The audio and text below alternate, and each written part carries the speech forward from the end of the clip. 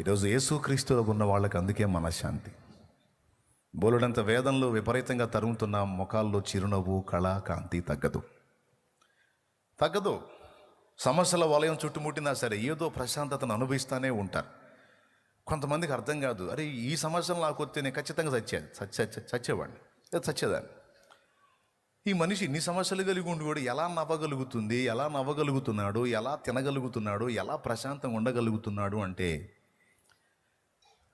తన నివాసం బండలో ఉంది. ఆ బండ క్రీస్తే. కొరింథీయులకు రాసినటువంటి మొదటి పత్రిక 10వ అధ్యాయం 5వ వచనం. ఎట్లా వస్తుంది మనశ్శాంతి మనకి? నాకేదొచ్చినా దాన్ని డీల్ చేసి నా కీడును కూడా మేలుగా మార్చేటువంటి ఒక అద్భుతమైన వ్యక్తి నాకు తోడై ఉన్నప్పుడు, నా చీకటిని వెలుగుగా మార్చేటువంటి ఒక నమ్మకమైన అద్భుతమైన సర్వశక్తి గల వ్యక్తి నాకు తోడై ఉంటే ఇంకా టెన్షన్ దేనికి? ఇప్పుడు అదే యేసునందున్న వాళ్ళ విశ్రాంతి, అదే క్రీస్తు యేసునందున్న వాళ్ళ ప్రశాంతత. పరీక్షల్లో పాస్ అయిన స్తోత్రం, ఫెయిల్ అయిన స్తోత్రం, అప్పుల్లోంచి బయటపడ్డ స్తోత్రం, వడ్డీలైనా ఒట్టిగా అయితే జరగదు. బలహీనత వచ్చినా స్తోత్రం, స్వస్థత వచ్చినా స్తోత్రం.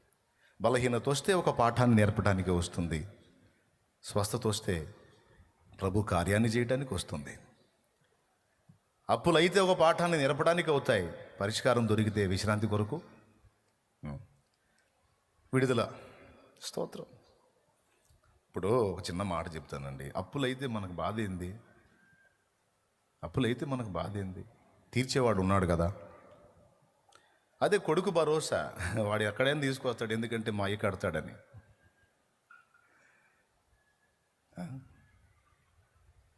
యేసు ప్రభు అన్నిటికీ చాలినవాడు.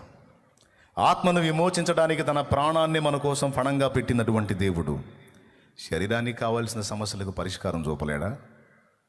ఆ మాత్రం విశ్వాసం లేనప్పుడు నువ్వేం విశ్వాసివి? ఆ మాత్రం నమ్మకం లేనప్పుడు నువ్వేమి నమ్మకస్తుడివి, నమ్మకస్తుడాలివి? దేవుడు నిన్ను పిలుస్తున్నాడు, రా నా విశ్రాంతిలో ఉండు అని. దేవుని గూర్చిన జ్ఞానం సంపాదించుకుందాం రండి అని పిలిచాడు. యెహోవాను గూర్చిన జ్ఞానము సంపాదించుకుందాం రండి అని పిలిచాడు. ఏంటి ఆయన గూర్చిన జ్ఞానం? అసలు ఆయన ఏమై ఉన్నాడు, ఆయన ఎవరై ఉన్నాడు, ఆయన సంగతులు ఏంటి అని తెలుసుకునేది ఒకటి, ఆయన నీకు నాకు ఏం చేయగలడు అనేది తెలుసుకునేది ఒకటి. ఇప్పుడు రెండో దాన్ని చెప్తున్నాను నేను. అసలు ఆయన ఏమై ఉన్నాడు, ఆయన సంగతులు ఏంటని మొదలు పెడితే 2వ కూటం, 3వ కూటం, 4వ కూటం, 5వ కూటం అయిపోయినా ఇది ఒకదే కదా. ఎందుకంటే ఆయన అంత మన లైఫ్ లాంగ్ మనం పరిశీలించిన తరగనటువంటి సబ్జెక్ట్, పాఠం మన ప్రభు.